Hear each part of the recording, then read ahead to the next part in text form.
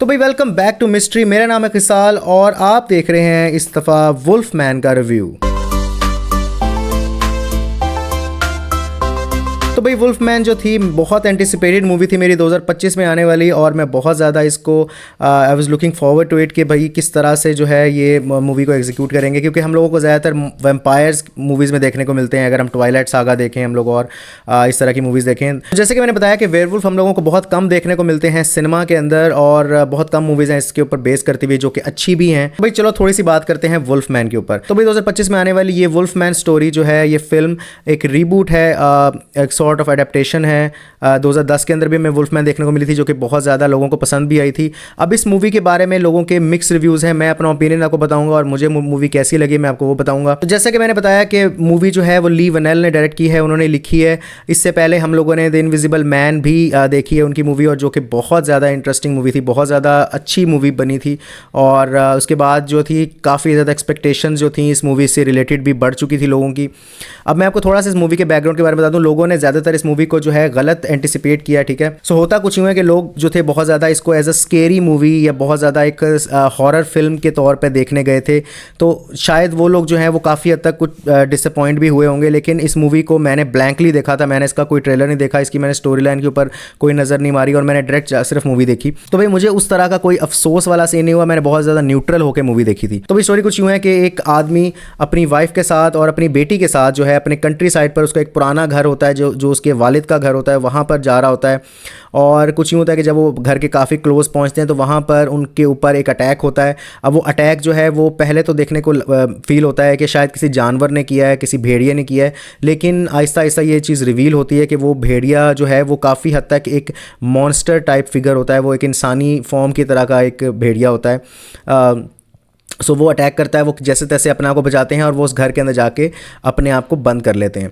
अब ये पूरी स्टोरी जो है ये रिवॉल्व अराउंड करती है उनकी स्ट्रगल को, और वहाँ पर वो कैसे वो जो 3 लोग हैं वो उस घर के अंदर अपने आप को बंद करके बचने की कोशिश कर रहे हैं। तो पूरी मूवी जो है वो रात के ऊपर ही बेस करती है, किस तरह से उनकी स्ट्रगल है उस चीज़ को दिखाया है उन्होंने। तो स्टार्टिंग में ही जो है वो हस्बैंड को जो है वो क्लॉ लग जाता है उस वुल्फ का, और उसके बाद जो है मूवी किस तरह से इवॉल्व करती है आगे। होता यूँ है कि वो जो हस्बैंड वाला कैरेक्टर है वो किस तरह से ट्रांसफॉर्म होना शुरू हो जाता है। हम लोग ये विटनेस करेंगे कि एक जो है थ्रेट बाहर है उनके घर के, और दूसरा थ्रेट जो है वो उन्हीं के घर के अंदर भी एग्जिस्ट करता है। तो स्टार्टिंग में तो हस्बैंड को कुछ ज़्यादा चेंजेस फील नहीं होते, वो नॉर्मल ही होता है और बस उसको एक ज़ख्म फील हो रहा होता है। लेकिन Aahista Aahista with the passing of time उसके अंदर कुछ चेंजेस होना शुरू हो जाते हैं। अब मूवी की अगर विजुअल एस्पेक्ट की बात करें तो मूवी जो है काफ़ी डार्क थीम के ऊपर बेस करती है। मूवी में बहुत डार्कनेस, ऑब्वियसली मैंने पहले बताया आपको कि रात के अंदर ही पूरी मूवी बेस करती है। तो मूवी ओवरऑल बहुत डार्क थीम के ऊपर है। डार्क से मेरा मतलब ये है कि काफ़ी अंधेरा आपको देखने को मिलेगा फिल्म के अंदर, और इसके अलावा जो ये डार्कनेस है वो उसके थ्रेट को भी बिल्डअप करती है, जो कि बाहर की तरफ घूम फिर रहा है। जो हमें पता है कि बाहर एक भेड़िया है, भेड़िया नुमा यानी वेयरवुल्फ जो है वो बाहर की तरफ फिर रहा है, उनको हंट करने की ताक में बैठा हुआ है। तो ये मूवी जो है काफ़ी ज़्यादा उस चीज़ को बिल्डअप करती है। तो भाई उसके बाद जो पूरी मूवी है वो इसी कॉन्सेप्ट के ऊपर रिवॉल्व अराउंड करती है कि एक थ्रेट बाहर है, एक थ्रेट अंदर है। अंदर वाला जो थ्रेट है वो आहिस्ता आहिस्ता जो है वो उस थ्रेट के अंदर बिल्डअप हो रहा होता है। उसका जो हस्बैंड होता है वो आहिस्ता आहिस्ता कन्वर्ट हो रहा होता है। हमने काफ़ी कन्वर्जन्स देखी हैं इंसान टू वेयरवुल्फ वाली, लेकिन इसके अंदर जो कन्वर्जन हुई है पर्सनली बताऊं तो मुझे काफ़ी गुड लगी है वो, ठीक है। उसके अंदर जो किस तरह वो आहिस्ता आहिस्ता ट्रांसफॉर्म होता है, उसकी बॉडी, उसकी शेप चेंज होना शुरू हो जाती है, उसके बोन स्ट्रक्चर चेंज होता है, उसको किस तरह से जो है बाल उसके झड़ना शुरू हो जाते हैं, उसके नाखून उतरना शुरू हो जाते हैं, और उसके अंदर उसके जगह नाखूनों की जगह क्लॉज आना शुरू हो जाते हैं। तो ये स्लोली जो बिल्डअप होता है ये बहुत ज़्यादा इंटरेस्टिंग वे में बनाया हुआ है, बहुत स्लोली हम लोग इसको देखेंगे, विटनेस करता है, जो कि एक बहुत रियलिस्टिक फील देता है। इसके अलावा एक और बड़ा इंटरेस्टिंग फैक्टर इस मूवी के अंदर ये भी था कि इस मूवी के अंदर उन्होंने एक POV शॉट ऐड किया हुआ है, जो कि उन्होंने 2 से 3 दफ़ा उसको दिखाया है, और वो with the passing of time change भी होता रहता है। अब वो POV शॉट कुछ इस तरह से है कि हम वेयरवुल्फ के पर्सपेक्टिव से देखते हैं कि वो उसको दुनिया कैसे नज़र आ रही है, उसको अपनी वाइफ और उसकी अपनी बेटी है वो उसको किस तरह से नज़र आ रहे होते हैं। अब ये एलिमेंट जो है ये मैंने इसी मूवी में देखा है, इससे पहले मैंने इस तरह का एलिमेंट कहीं नहीं देखा कि कन्वर्जन का जो एलिमेंट है वो भी हमें देखने को मिलता है। उसके जो वाइफ होती है, उसकी जो बेटी होती है, उनकी शक्लें किस तरह डिस्टॉर्ट होना शुरू हो जाती हैं उसके पर्सपेक्टिव से, यानी वो किस तरह से उनको भूलना शुरू हो जाता है कि वो उसके कुछ लगते भी हैं। तो ये कॉन्सेप्ट बहुत ज़्यादा स्ट्रॉन्ग था, बहुत स्ट्रॉन्ग एलिमेंट था। इसके अलावा मूवी की अगर मैं ओवरऑल बात करूँ तो मूवी जो है मुझे बहुत सही लगी है। एक्टिंग बहुत ज़्यादा ज़बरदस्त है इस मूवी के अंदर, ख़ास तौर पर जो मेन कैरेक्टर है जो कि कन्वर्ट होता है वुल्फ के अंदर, उसकी एक्टिंग बहुत ज़्यादा ज़बरदस्त है। तो भाई उस एक्टर ने अपनी पूरी बेस्ट परफॉर्मेंस दी है। तो हम एक्चुअली में ये चीज़ फील करते हैं और हम एक्चुअली में सिंपथाइज़ कर रहे होते हैं उस कैरेक्टर के साथ। तो भाई मैं अपनी बात करूँ तो मुझे शुरू से ही पता था कि वो कैरेक्टर जो है वो वुल्फ में कन्वर्ट होने वाला है, लेकिन जिस तरह से वो कन्वर्ट हुआ और जो उसने परफॉर्मेंस दी है इसके अंदर, मूवी के अंदर, वो बहुत ज़्यादा फिनोमिनल है और मैं पर्सनल लेवल पे बहुत ज़्यादा कनेक्ट हो चुका हुआ था और बहुत ज़्यादा मैं इमोशनल हो गया था इस पूरे के पूरे सीन के अंदर। इसके अलावा अगर साउंड डिज़ाइन की बात करें तो साउंड बहुत ज़्यादा इंपॉर्टेंट पार्ट प्ले करता है इस मूवी के अंदर।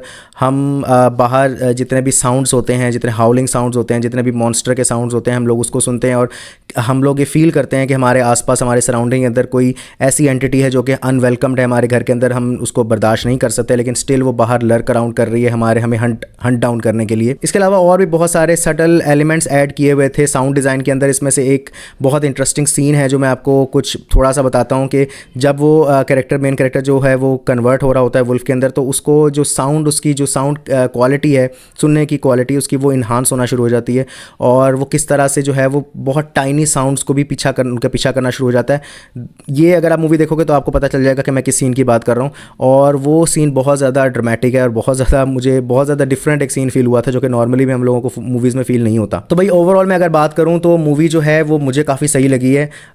मैं जानता हूँ कि काफ़ी लोग जो हैं उस मूवी को इतना ज़्यादा कुछ खास रेट नहीं कर रहे, इवन दो कि वो मान रहे हैं कि मूवी काफ़ी वेल मेड है और काफ़ी परफॉर्मेंसेस के हिसाब से भी ठीक है और स्टोरी लाइन भी ठीक है, लेकिन जो है वो उनको आई थिंक मेरे पर्सनल लेवल पे मैं अगर देखूँ, उसको जज करूँ, तो मुझे लग रहा है कि वो लोग जो थे वो कुछ और एंटिसिपेट करके मूवी को गए हुए थे देखने, तो इस वजह से शायद उनको जो है वो मूवी कुछ और फील हुई और उसके बाद शायद उनको डिसअपॉइंटमेंट हुई। मुझे पर्सनल लेवल पे, क्योंकि मैं बिल्कुल ब्लाइंडली इस मूवी को देखने गया था, तो मुझे कोई पर्सनल, मैं बता दूं तो मुझे कुछ भी डिसअपॉइंटमेंट नहीं हुई, बल्कि मैं बहुत ज़्यादा कनेक्ट हो गया था मूवी के साथ और मैं बहुत ज़्यादा डिटेल में मूवी को देख रहा था। तो भाई मूवी जो है वो काफ़ी इमोशनल एस्पेक्ट्स को लेके आती है, काफ़ी एक तरह का ड्रामा है इसके अंदर। मूवी के अंदर बहुत ज़्यादा इमोशनल, बहुत ज़्यादा कनेक्टिंग और बहुत ज़्यादा सिंपैथेटिक मूवी है। इसके अंदर आप बहुत ज़्यादा सिंपैथाइज करते हो कैरेक्टर्स के लिए। तो भाई आप लोगों को कैसा लगा इस मूवी का review, let me know in the comments और वीडियो को लाइक ज़रूर कर लो, कमेंट करो अगर कोई और फेवरेट मूवी है उस पर रिव्यू चाहते हो तो कमेंट ज़रूर करो। इसके अलावा मुझे सब्सक्राइब भी कर लो ताकि इस तरह की वीडियोज़ आपको मज़ीद मिलती रहें और हम इसके साथ फिर मिलेंगे।